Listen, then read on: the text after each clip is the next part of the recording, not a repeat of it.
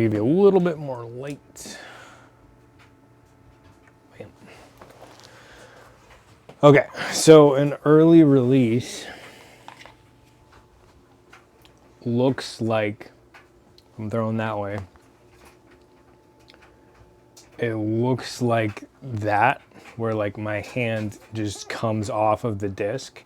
So if I'm throwing away from the camera, it looks like that, where, you know, the earliest release possible would be if I like let go of the disc here and it kept going out of my hand. What we actually want to see, what a good rip out looks like, is the disc is here, like in line. I can't get the camera angle right, because the camera's up. The disc is in line with your forearm here, and your wrist is still curled in, not because you're curling it in, but because you went from out to curled passively. Then what the magic thing that we see is you're getting, you know, a deep pocket or whatever, but the disc, there's like 2 or 3 frames where the disc goes from here to there. And that's the magical rip out thing that makes the disc sling, that makes the disc go far and have a lot of spin. So if I just let go, if I actually open my hand here, then I'm not imparting any spin. I'm just wafting the disc that way. But if I really crack it out to a hit point, then I can get a lot of spin. So early release is when you're not getting this thing to happen, which if you're on a hyzer and you release early, the disc is going to go down. So like, try and take a mental snapshot of the feeling in your hand of the pop when the disc rips out. And ones that are good should feel like they might have a little bit of snap, depending on how your grip is. And the ones that go into the dirt and go low and are this thing that I'm guessing is an early release, you will probably not feel any good snap. It'll feel weak coming out of your hand, like you didn't get a hold of it. Because when it does that pop thing, you have to have your fingers locked on the rim really good for that to happen.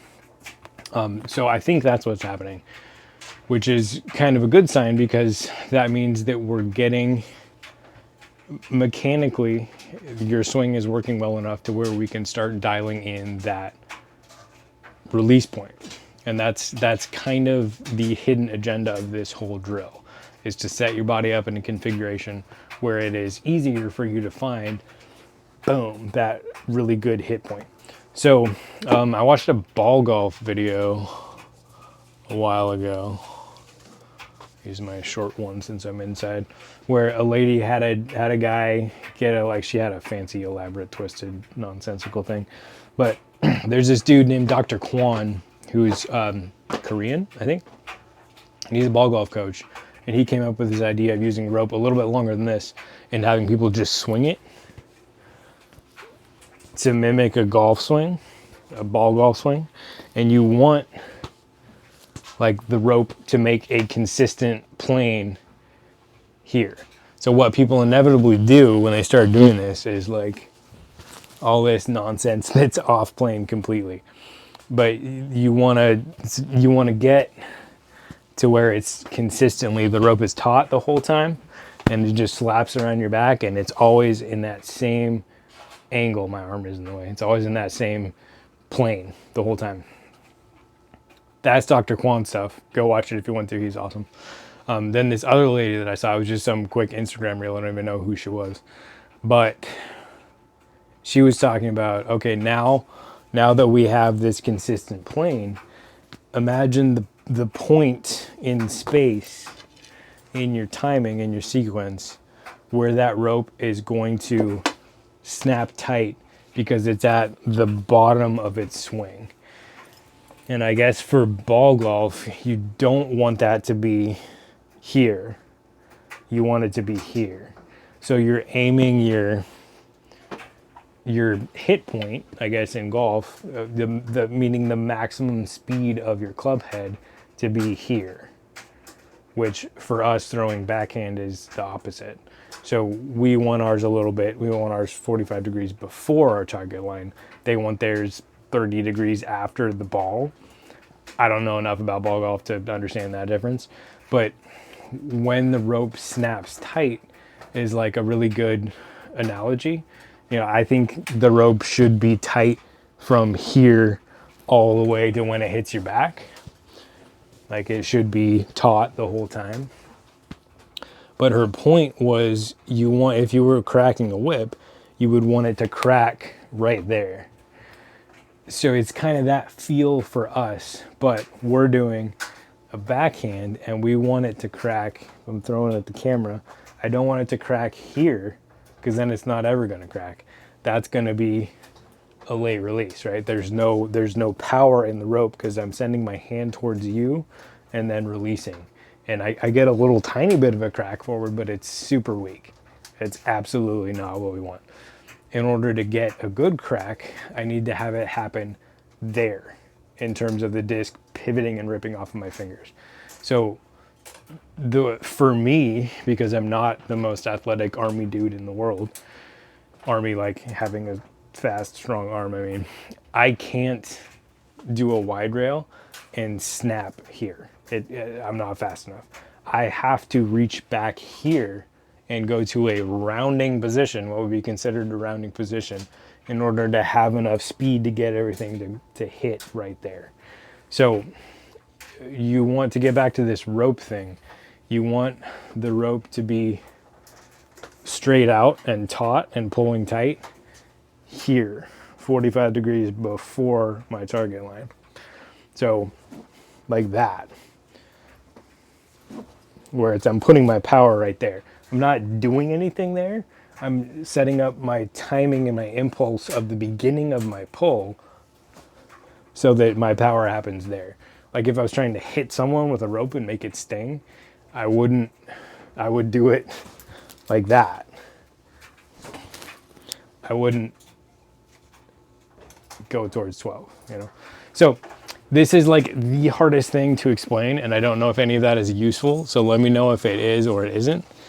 But that's the next thing I want you to work on, is just when you're doing this drill, be really mindful of where is my hit point. And another way to think about it is you can fan a disc, like just hold it really lightly here so that it can kind of pivot on its own. You can even put your fingers inside and your thumb down this way so that it can actually like swing around loose. And just think about how you're going to drive your elbow forward so that it curls in, the disc curls in on its own. And then what you want to time is so that everything goes out. So if I'm throwing 45 degrees that way, I'm throwing to that point, the disc is going to be straight-ish from my hand when it's pointed at the camera. And then my rip out is going to happen there. The disc is going to come out of my hand and my follow through is going to happen. So you already have a really good motion in your arm and your upper body and your follow through, like the way that you have that opening of your chest and that shockwave that goes from your hip up is brilliant. Now all we're trying to do is time that shockwave so that it makes the disc hit 45 degrees before your target line. So let me know if that's helpful at all. I know I'm kind of rambly when I get talking about this one. But that's the next thing to figure out. Like, I think you're doing a really good job on the form of the one leg, and now it's the micro timing of getting the hit point to work. And the biggest variable is where you reach back and how quickly you make your hips go and how quickly you make your arm go on top of that. But again, just do reps of the drill, making sure that your toe is closed. You can play around with more or less as you see fit, but focus on getting that boom, getting that hit to happen there. So another way to look at it is, I think the mic picks this sound up pretty well.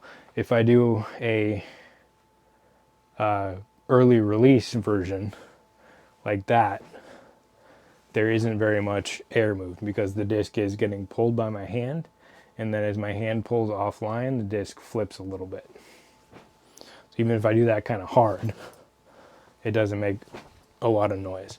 But when I focus on, maybe I reach back a little bit, get a little more rotation where I'm back here instead of straight back, and then I focus on snapping my hips and lining everything up here, listen to the sound difference. There's just a lot more air being moved because the rip out happens, this being the rip out, happens here where there's still all this rotational power from my body snapping tight.